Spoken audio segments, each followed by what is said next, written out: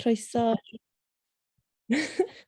Helo, a croeso i cyflwyniad Pharmacoleg Meddygol yn Prifysgol Caerdydd. Byddwn ni'n siarad am bywyd fel fyfyrwr yn y dinas, a ar y diwedd bydd gyda ni siawns i ateb unrhyw cwestiynau sydd gyda chi, a unrhyw cwestiynau sydd gyda chi, gallwch chi hwpo nhw yn y Q&A sydd da ni ar y gwylod y sgrin, a bydd ni'n ateb nhw ar y diwedd. Wel, mae enw i yw Ffion. Dwi'n yr ail flwyddyn o'r foment, a byddai'n mynd mewn y trydydd flwyddyn nesaf, a dwi o Gorllewin Cymru. A dyma Bia, ti eisiau cyflwyno dy hun? Helo pawb, enw i yw Bea, dwi hefyd yn mynd mewn i'r trydydd flwyddyn, a dwi'n dod o Sir Benfro. A wedyn mae gyda ni Nina, hoffai ti cyflwyno dy hun? Dwi hefyd o ail blwyddyn fynd fewn i fy trydydd, a dwi'n o'r Gogledd. Reit, gret. So nawr ni'n mynd i dechrau, a mae Bia mynd i dechrau gyda ni, a dechrau gyda cipolwg o'r cwrs. Reit.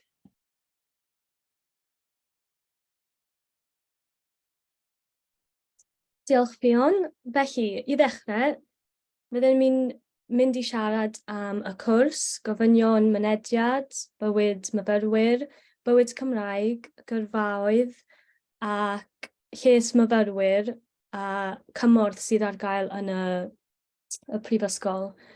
Felly, fel dwi'n siŵr chi'n gwybod, mae Pharmacoleg Meddygol yn para 3 flynedd, neu 4 os ych chi'n cymryd blwyddyn opsiynol. Mae'n bwysig i nodi fod pharmacoleg ddim yr un peth â pheryllydd, ac mae'n hollol wahanol i pheryllydd.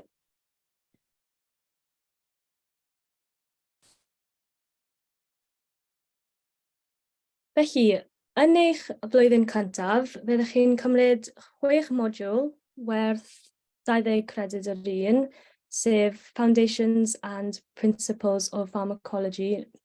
Nawr, fydd y modiwl hyn yn cael ei cynnal ar campws y Heath,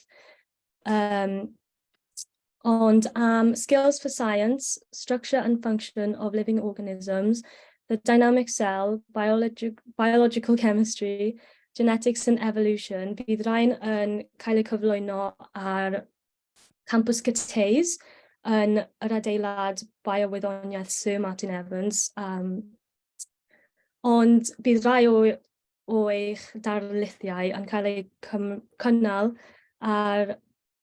yn y canolfan bywyd y myfyrwyr gyda darlithfa sydd â mwy o faint.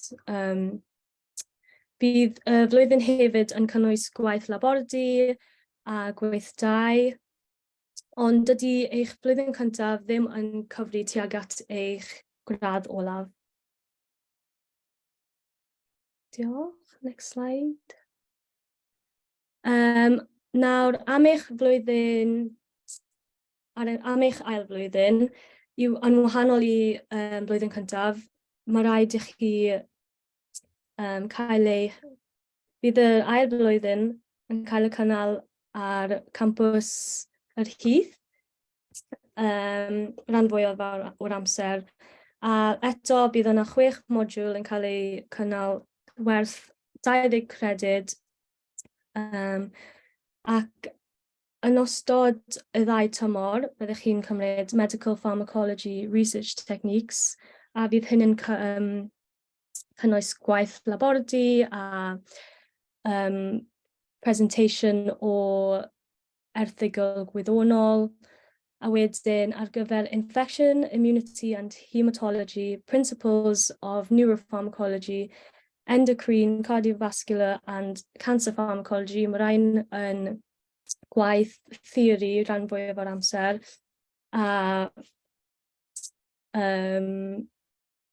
So am tymor y Hydref, mae yna 2 modiwl opsiynol mae rhaid i chi ddewis o Clinical Anatomy neu Investigative Pharmacology. Wedyn, yn y Gwanwyn, mae applications of in vitro pharmacology yn dechrau, ac mae hwn yn cynnwys llawer o gwaith laboratory eto.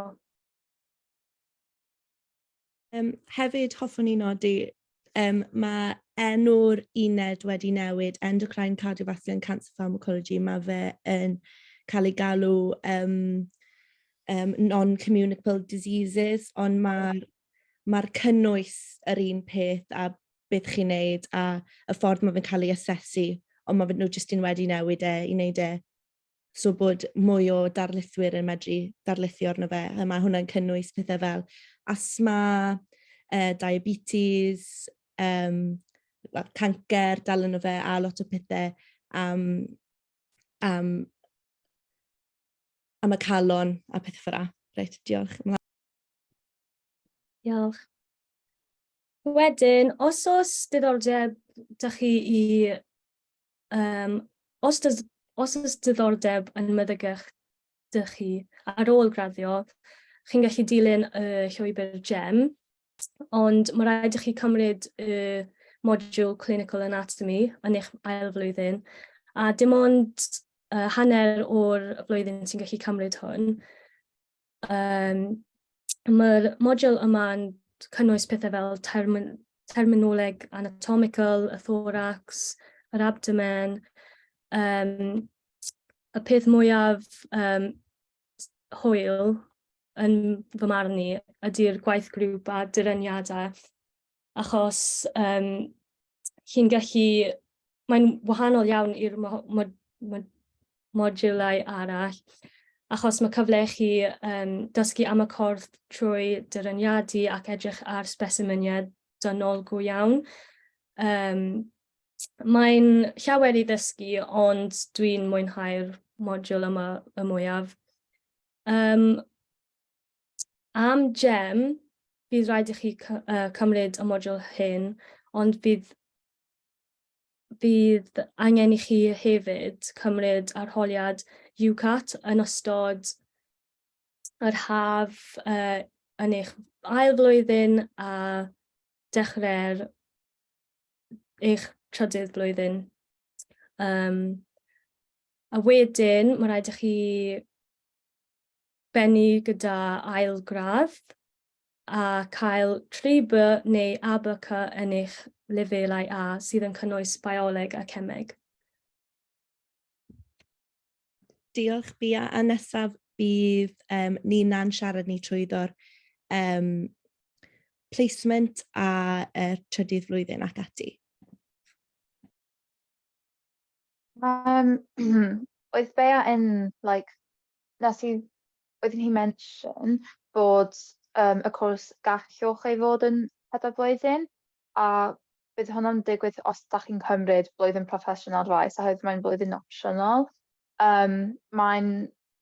Bydd o'n digwydd rhwng eich ail blwyddyn ac ei blwyddyn olaf, a mae'n rhan fwy o'r amser mae'n para bron o 9 i 12 mis, a byddwch chi'n ddechrau unrhyw amser yn y haf yn just ar ôl blwyddyn 2 neu yn Medi ar dechrau o blwyddyn 3.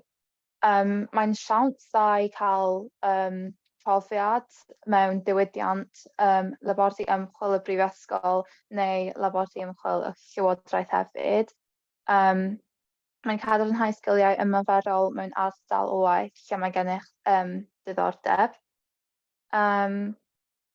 Mae'n cael ei edrych yn ffafriol gan gyflogwyr mewn diwydiant sydd yn cynyddu eich cyflogadwyedd, ond mae o yn rhoi chi nôl flwyddyn, so mae llawer o pobl ddim eisiau wneud o, ond mae yna opsiynau arall. Cewch chi wneud interniaethau mewn haf, a mae hwnna'n cewch chi medru cael cymorth i wneud cais arno fo, ond dydy o ddim yn rhan o'r cwrs neu ddim byd fel yny, ond os ti'n neud y blwyddyn proffesiynol, mae'n werth, dwi'n meddwl, 10% o'r cwrs. Ond os ti eisiau neud o mewn haf, yn lle, mae'n just peth extra i wneud, a mae'n just like experience dda ac yn edrych yn dda pan ti'n like apply for swyddi. So, yeah.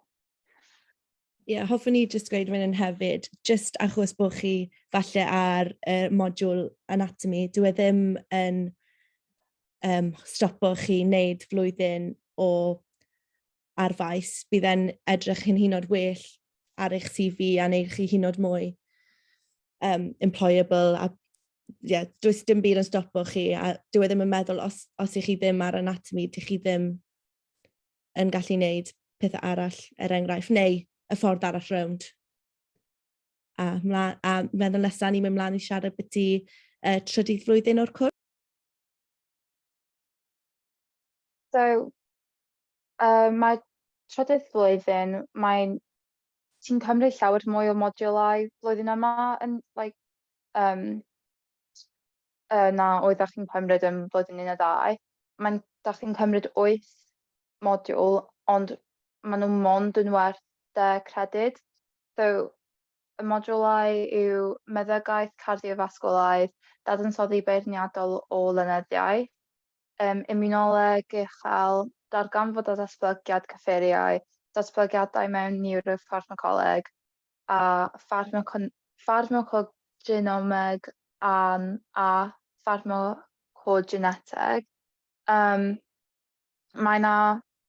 Dwi'n meddwl nawr, mae'n dweud mae yna mond 2 cwrs opsiynol, ond dwi'n meddwl mae yna 3 rwan. Mae'n cancr bioleg, wedyn dwi'n meddwl mae genetic moleculaidd yn modiwl gwahanol i'r cancr bioleg, so maen nhw'n just 2 modiwl gwahanol, a wedyn y modiwl olaf yw immunopathology a immunotherapy. So mae'n rhaid yn cymryd 1 o'r 2, basically.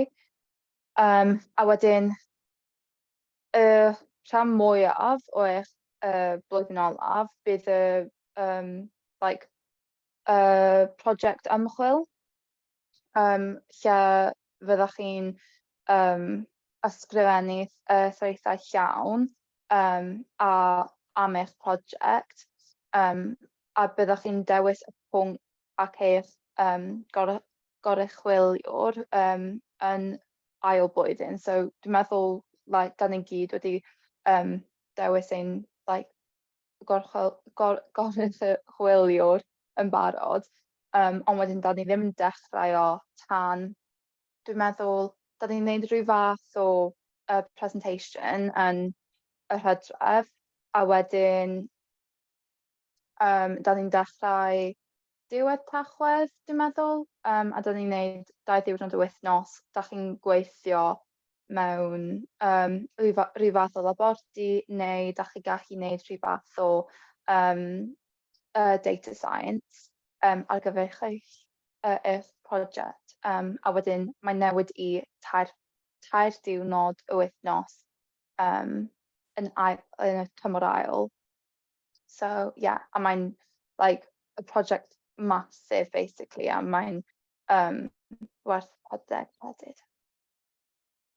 Achos y prosiect hwnna wedyn yw'r dissertation, basically. So hwnna yw ran fwyaf o'ch degree. A mae'n digon rwydd i darganfod y prosiect hefyd. Maen nhw'n rhoi dewis o fri i ni o pobl sy'n gyda specialisation yn cancer a'r immune system a popeth. A wedyn chi jyst yn dewis, chi'n hala e-bost, ond mae'r darlithwyr yn digon hapus i helpu chi gyda hwn, neu helpu chi ar hyd y ffordd. Ond hefyd, Wedd Nina wedi gweud bod nawr 2 opsiwn yn blwyddyn 3, ond hefyd dwi'n cofio Professor Lang yn dweud bod nawr 2 opsiwn yn blwyddyn 2 fel optional module. So mae clinical anatomy, investigative pharm, ond nawr hefyd mae module biti heintiau tramor hefyd, so mwy biti tropical diseases a stuff. Ond yn amlwg, ddim un o'n i wedi wneud y module hynna, so sa'i gallu gweud lot amdano fe, ond mae hwnna yn module newydd dewisol sydd ar gael yn flwyddyn 2. A nesaf bydd ni'n mynd ymlaen i siarad am y gofynion mynediad. So, ar gyfer lefel A, mae'n rhaid i chi cael rhwng A a B a B B. A mae'n rhaid i'ch un o'ch lefel A fod yn cemeg, ond a wedyn un o'r ail lefel A, mae'n rhaid iddo fod unrhyw fath o gwyddoniaeth. Mae hwnna'n gallu bod bioleg, ffiseg neu mathemateg. A dwi ddim yn meddwl bod na rhyw fath o, dwi ddim yn meddwl mae'n rhaid i chi cael gradd specific mewn rhyw fath o pwnc, ond mae'n rhaid i chi cael cemeg o leiaf un gwyddoniaeth arall. Os ti ddim yn gwneud lefel A, gallwch chi wneud bagloriaeth rhyngwladol, a mae'n rhaid i chi cael 34, 32 ar gyfer taled neu 666 i 665 yn 3 pynciau HL. Rhaid cynnwys gradd 6 mewn cemeg HL ac ail pwnc gwyddoniaeth. So again, eto, bioleg, mathemateg, ffiseg. Os ti'n Cymraeg, da chi'n gwneud tystysgrif her sgiliau uwch Bagloriaeth Cymru, rydyn ni'n derbyn hwnna yn lle un lefel A,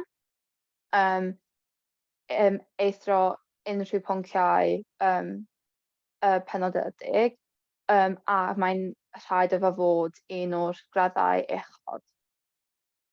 So, yeah. Right. Diolch Nina. Dwi'n gweld bod cwpl o cwestiynau yn y Q&A, ond newn ni ateb reina ar y diwedd i chi. A nawr ni'n mynd i mynd mlaen i gyrfaoedd. Reit, so ni siarad lot biti gallwch chi mynd mewn i meddygaeth ar ôl y cwrs, ond dim ond meddygaeth a deintyddiaeth a pethau ffrau'r unig opsiynau. Gallwch chi fod yn ymchwilydd fferyllol, ble chi'n edrych ar sut maen nhw'n gweithio a datblygu fferyllydd hefyd. So, gwaith rili diddorol, ond mae lot yn mynd mlaen i wneud astudiaeth bellach yn cynnwys masters a PhD. Ond mae'r prifysgol yn helpu gyda llawer o'r pethau i ymwneud â gyrfaoedd, yn enwedig yn yr undeb. So, ma nhw'n siarad, mae'n gallu cael cyngor gan swyddogion gyrfa, ma nhw'n gyda pharmacoleg, ma nhw gyda fenyw sy'n wneud llawer o talks a stwff gyda ni ynglyn â beth ni'n gallu gwneud. Chi gallu arrangeo lot o meetings da hi wedyn i fel ysgrifennu eich CV ac ati a cael references a pethau ffra. So ma nhw yn gallu helpu chi i wneud a pa gyrfa chi eisiau wneud, ond sim rai chi cael syniad o beth chi eisiau wneud, fel sa'n gwybod beth dwi eisiau wneud eto, ond yeah, reit. So nesaf yw bywyd myfyrwyr. Wel, mae bywyd yn y dinas yn hwyl, fi'n meddwl bysau pawb yn cytuno gyda hwnna, ond yn enwedig mae da ni cymdeithas pharmacolegol a ni'n wneud lot o pethau gyda'n gilydd, a mae da ni gwledd nadoligedd, le ni gyd yn gallu cwrdd lan. So, achos mae'r cwrs mor fach, so mae fel 30 ym mhob blwyddyn, so dim ond fel 90 sydd ar y cwrs yn gyfan gwbl. So, chi gallu dod yn cwrs eitha clos, ond hefyd dwi'n big fan o'r Pharmacology Society. Fi previously wedi bod yn Social Secretary a blwyddyn yma dwi'n trysorydd, a mae Nina blwyddyn yma yn un o'r Social Secretaries hefyd. A dwi'n meddwl bod e'n ffordd dda o dim just gweld eich ffrindiau yn y darlithiau, ond gweld nhw tu fas y lecture theatre a gallu rhoi gwalchu lawr bach a just joio cwmni eich gilydd, achos ni gyd yn eitha agos fel blwyddyn a pethau. So mae mannau astudio niferus da chi, so chi gallu, mae cwbl o llyfrgelloedd yn agos i ysgol y biowyddorau da ni lawr yn Cyteis fyna, so fel yr ASSL, so Arts and Social Sciences Library, wedyn chi gallu astudio hefyd, mae yna astudio yn y CSL, mae hefyd Main Building Library, ond hefyd mae da ni llyfrgell lan ar campws Heath, ond falle bys hwnna mwy defnyddiol, wel, yn enwedig yn yr ail flwyddyn, mae fe'n mwy defnyddiol achos chi lan yn campws yr Heath mwy aml na i chi yn Cyteis, ond yn amlwg, os chi'n byw yn Cyteis a chi'n mynd i astudio yn Cyteis, mae'n agos chi dod gytra i'ch tŷ. A wedyn mae niferoedd o clwbiau chwaraeon a chwaraeon gwahanol, falle ydych chi ddim wedi trio ar o blaen fel Ultimate Frisbee a stwff, a dros 200 gymdeithas gwahanol fel hyn os fi'n meddwl bod fel Louis Theroux Society, fel mae dewis eang gyda chi o beth chi eisiau gwneud.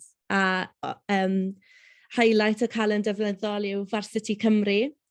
Mae hwnna actually fori, ond so mae fe clwbiau chwaraeon i gyd yn chwarae yn erbyn Abertawe yn blynyddoedd, a mae fe'n newid o fod yn Abertawe Caerdydd. So Lenny mae fe'n Caerdydd, so blwyddyn nesaf bydd yn Abertawe. A mae'n diwrnod neis i just ymlacio a just cael hwyl.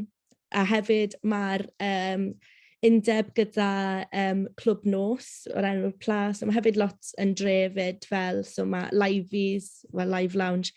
A mae hwnna'n lle rili neis i mynd. Wedyn mae lot o mannau gleision lleol fel parciau bwt a rath.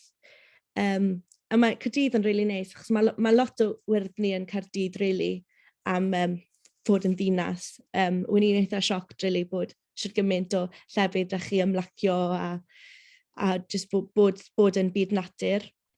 A wedyn amlwg mae fel y pethau fel y bai, castell, amgueddfeydd, niferus. A wedyn chi'n lwcus yn Caerdydd achos mae lot o digwyddiadau yn dod i'r dinas, fel yn amlwg mae'r rygbi na pob hydref gyda'r Autumn Internationals, a wedyn obviously yr 6 glad wedyn yn mis Chwefror, Mawrth.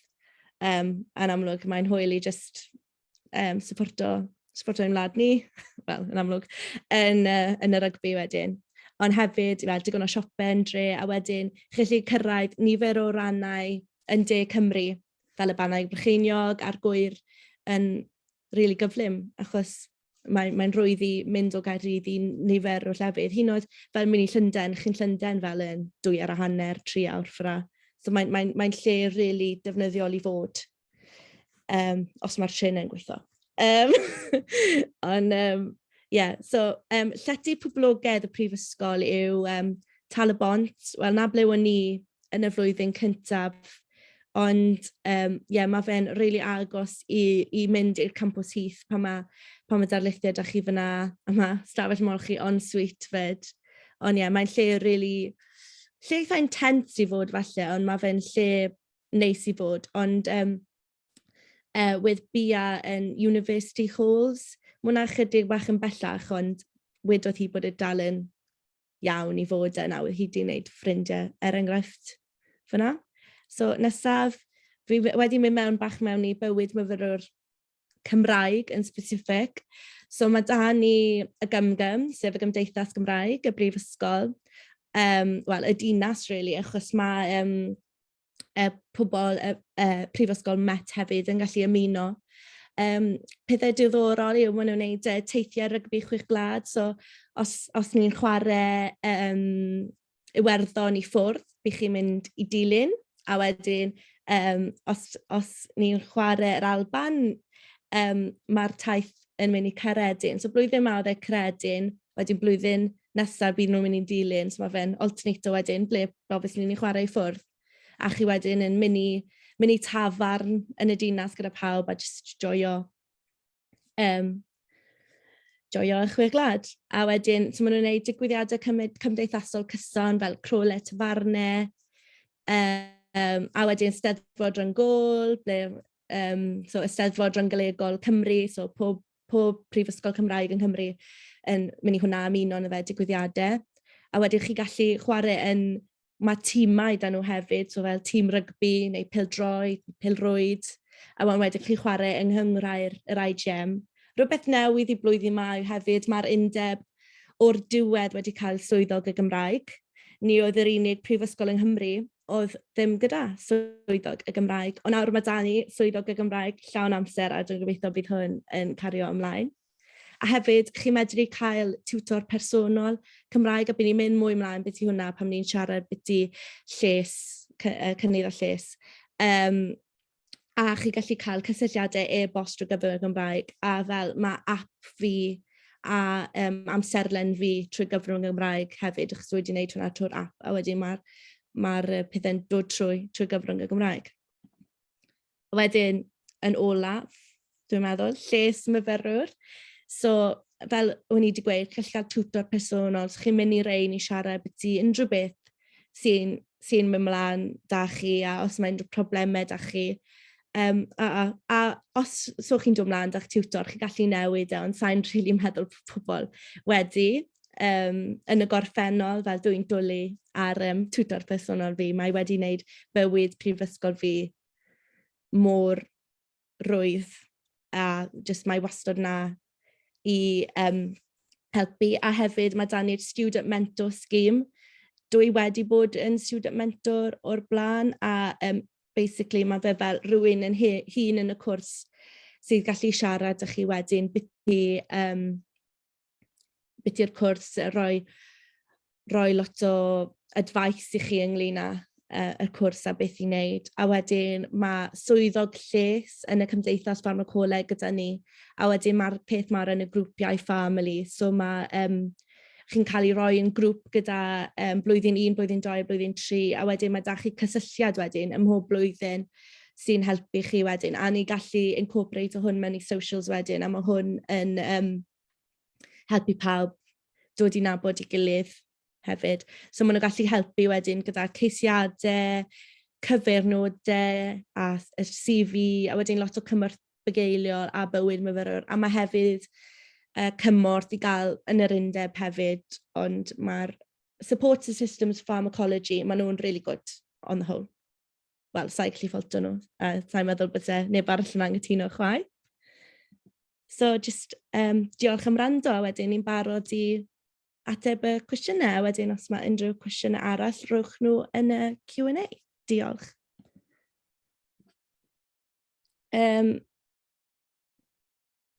Right. Mae'r dou cwestiwn yn Saesneg. So, how many students are there in the first year? So, atebau hwn yn dwyieithog. So, in the first year, it's a bit different because obviously there's 30 of your med-pharm cohort, but then you're also involved with about over 100 people of biosci, with your, you're in big lecture theatres, like the big 300 type lecture theatres, but this is only for first year and you probably won't ever see these people ever again.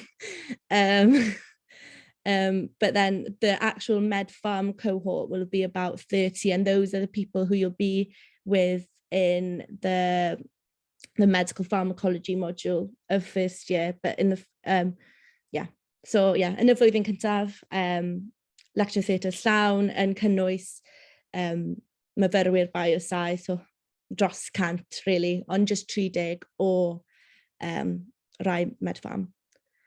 Right. Mae'r nifer o myfyrwyr pharmacolog yn fynd i fyny ddew. Blwyddyn yma oedd na, dwi'n meddwl 50 pobl yn blwyddyn cyntaf. Like, dim blwyddyn cyntaf, ond just pobl in general. Wedi, like, pobl myfyrwyr newydd wedi dod blwyddyn yma. So, mae o yn cyfyd. Yeah. So ddim yn gwybod maint. Dal yn fach ar y cyfan, fi'n meddwl. Yeah, definitely. So wedyn, cwestiwn nesaf yw, how many get into GEM every year? So this varies actually, because it only 16 people get onto the anatomy module, and then obviously to do it at Cardiff you need to have the anatomy module. So then, but because Cardiff is joined with Bangor, it used to be so 5 would get into Cardiff and then 5 would get into Bangor, but it's the same course, the same kind of thing. But I know from so like when I'll be graduating, so year 2024, Bangor will have its own GEM course where you won't have had to do this anatomy module as a way of as like a criteria for getting on. So how many get into GEM every year? It varies, because some people have got into GEM without even doing the anatomy module. They'll just go somewhere else that doesn't require it, like Swansea, I think still top 5 for GEM in the UK. But it is a good stepping stone into GEM. It's a very facilitating GEM subject, because obviously you need a 2-1 to in a Bachelor of Science degree to get into graduate entry medicine.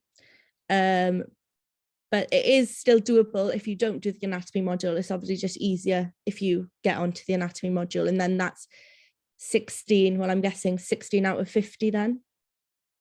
But obviously your chances of getting onto anatomy are much higher than if you were a biomed student, because they are a different like feeder course, and there's obviously more of them, the same amount of places. So your chances are higher to get on the anatomy module. But I mean, if you're thinking of GEM at Cardiff, then the main aim for you would be to be in that top 16, or how many they are offering a place to, and then getting on that anatomy module to kind of enjoy your place. But we know people who don't want to do it anymore after they've done the anatomy module, for example. Or some people then decide, oh, I don't want to work in a lab anymore, and then they want to do GEM, and obviously they haven't done the anatomy module. But there are options to go to. Someone who just graduated is in Swansea, and then the other half, well, obviously in Bangor, and then the other half in Cardiff. And I think they're all having a great time. Obviously they're doing what they've always wanted to do, but there is definitely options to not do it at Cardiff. But if you want to do it at Cardiff, it is this anatomy module thing, and it's then the top 16 that get to do anatomy. Right, any more questions?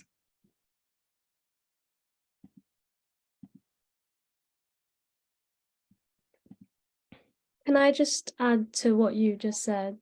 Of course. The number of GEM students that get in are based on how many places that the med school has, since you'll be going into the second year. It's based on how many places they have after people in the first year might have dropped out or had to resit the year. So say it just changes every year, really.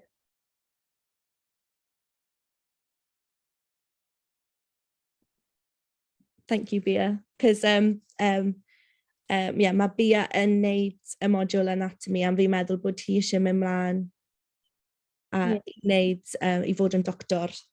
So gallu hi ateb i opsiynau penodol. Dwi heb wneud y modiwl anatomy, ond dwi yn meddwl am wneud GEM, ond yn amlwg heb y modiwl anatomy, dyw Caerdydd ddim yn opsiwn i fi. So dwi'n edrych ar Abertawe wedyn ac ati. Ond mae digon o llefydd sy'n offran y cwrs GEM, ond ie. A wedyn mae fe'r un, the same process of applying, fel mae 4 dewis da chi. And then obviously, os chi'n digon da, you get an interview, for example, then you've got to go through the MMIs. A obviously, mae rai chi eisiau UCAT neu GAMSAT, depending ar pa ysgol chi eisiau mynd i. Ond mae'r GAMSAT yn notorious am fod yn fwy caled na'r UCAT i eisiau. Ond, yeah. Reit, unrhyw...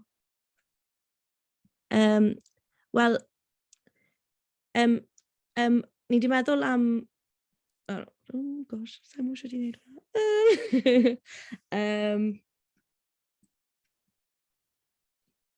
Right, stopio i Chefi, a wedyn...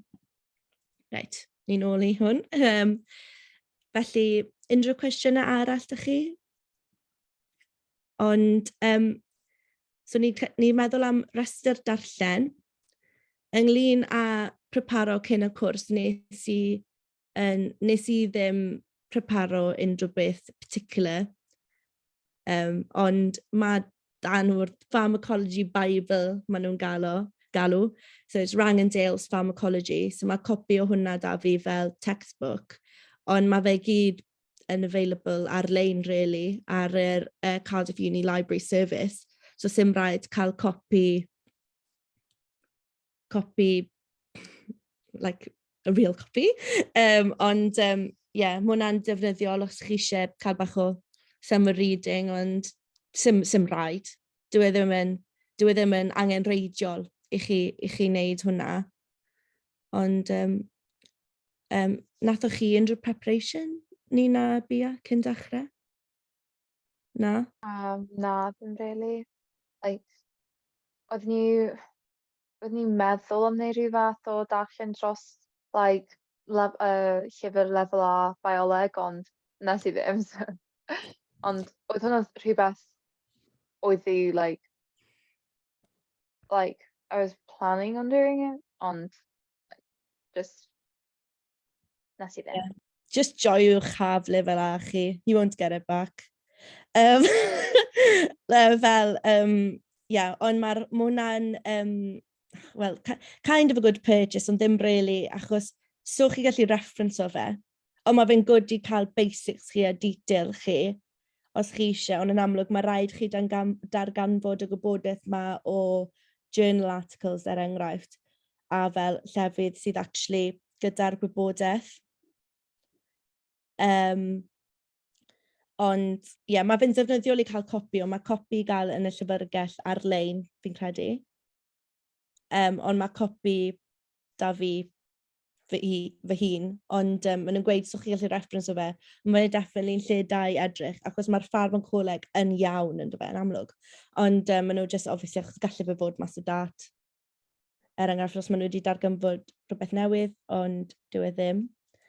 A asesiad, wel, mae'r asesiad wedi newid lot i ni, achos, wel, ni yn victims o coronavirus, really. So mae'r aroliadau'n symud mwy tuag at fod mewn person, ond ar y foment mae dal llawer ar-lein. Ond mae lot o gwaith cwrs ble chi gallu cael marciau chi lan yn y flwyddyn hefyd, ond bydd aroliadau yn rhan bwysig o'r cwrs. Ond mae llawer o gwaith cwrs ble chi gallu canolbwyntio ar a rhoi lot o waith mewn i hwnna wedyn trwy gydol y flwyddyn. A wedyn mae amlwg deadline da chi wneud hwnna erbyn pethau ffyra. Ond wy'n i jyst eisiau mention o'n gloi bod e'n pwysig hefyd ddim yn anghofio maths chi. Yn amlwg dwi ddim maths yn pwnc angenreidiol ar gyfer pharmacoleg, ond jyst yn pwysig i chi cofio just y maths, achos, wel, o'n i ddim yn joio maths yn ysgol, nes i ddim fel lefel A, ond yn amlwg. Ond, yeah, just pwysig i cadw hwnna mewn yn y brain. Ond with Nina eisiau gweud rhywbeth pwysig byti, achos nas i ddim lefel A bioleg. Ti eisiau mynd mlaen byti hwnna? Yeah, so obviously, fel oedd yn dweud yn gynnar, does ddim rhaid i chi cael bioleg, just rhyw fath o gwyddoniaeth gyda cemeg. So nes i wneud mathemateg, ond oeddwn i ddim gyda lefel A mewn bioleg. Ond i gyd o'r flwyddyn cyntaf, mae o gyd yn bioleg. Da chi'n rhan fwyaf o'r amser heblaw un modiwl, heblaw un darlithwr y wythnos. Da chi'n gyda'r biosci, a mae biosci, pawb sy'n gwneud bioleg, biomedicine, neuroscience, like just like llawer, like gyd o'r bioleg, gyd o'r like degrees bioleg a popeth fel yna. A wedyn, so gyd o blwyddyn cyntaf oeddwn ni'n wneud bioleg sydd yn lefel prifysgol gyda basis o biolegau. So just, dwi just eisiau kind of wneud yn sicr bod chi'n gwybod bod mae o yn gradd, like, ie maen nhw'n gofyn am, mae'n rhai sgen ti cemeg fel lefel A, ond like even in blwyddyn 2, like mae'n dal yn rhan fwy o'r amser, mae'n mwy bioleg na ddim byd arall. So just cadw hynna yn eich ymenydd, a just like, yeah, just dwi'n meddwl, really. Mae hefyd da ni gwybodaeth a links yn y chat i chi os ydych chi eisiau am gwybodaeth penodog am pethau fel y Coleg Cymraeg er enghraifft a student finance. A ond gallwn ni siarad biti fel diwrnod trefn y dydd fel diwrnod normal i ni. Wel, mae fe yn newid o flwyddyn i flwyddyn, ond fi'n meddwl bydd pawb yn gytuno mae blwyddyn 1 yn intense gyda'r nifer o darlithiau a beth sydd gyda ni. Ond yn blwyddyn 2, maen nhw'n meddwl mwy amdano chi a meddwl mwy amdano chi fel achos chi yn yr hyth wedyn, chi'n am tua 3 diwrnod o'r wythnos, ond chi'n am diwrnodau llawn wedyn, a chi'n wedyn cael darlith yn y bore, gallu cael cyno da'ch ffrindiau wedyn, neu mynd y llyfrgell un o'r beth bynnag chi am wneud. A fel maen nhw'n deall fe mor bell yw wedyn deall fel yr amser chi'n hala i mynd na, so maen nhw'n wneud fel bod e'n diwrnod llawn i chi. Ond unrhyw cwestiynau arall?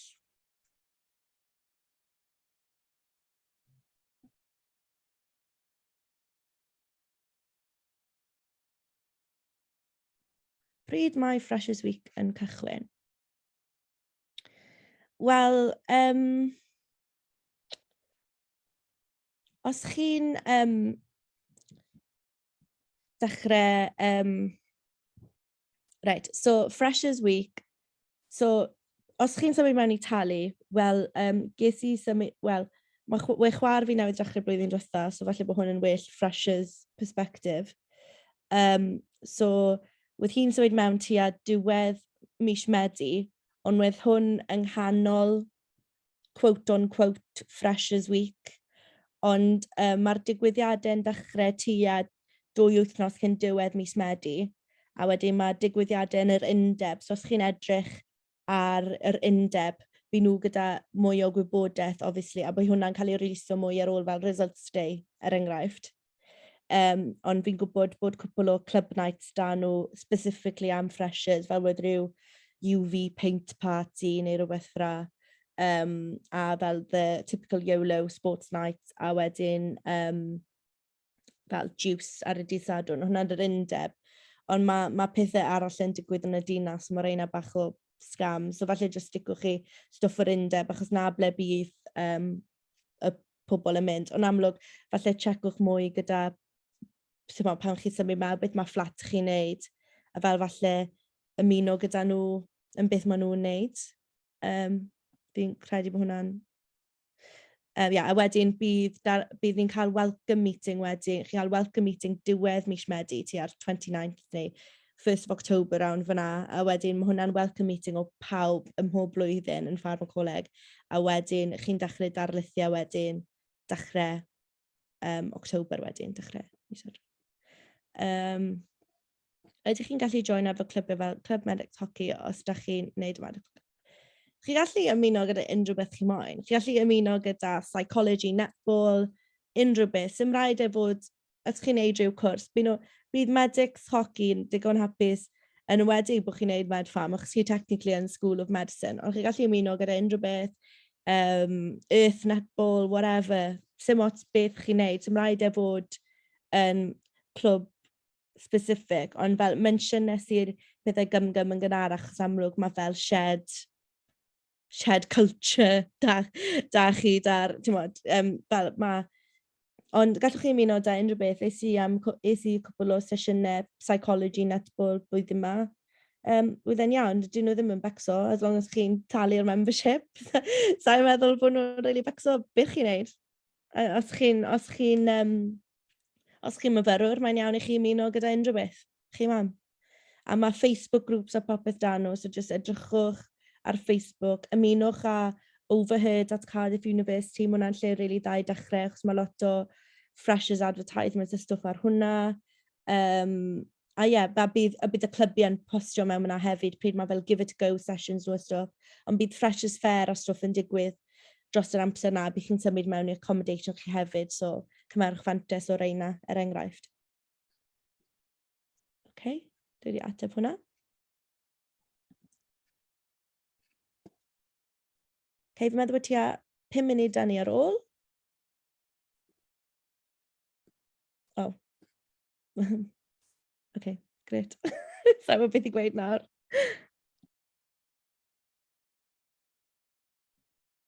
Wel, diolch yn fawr am pawb dod, a diolch am eich amser, a gobeithio bydd chi'n mynd i Cardydd.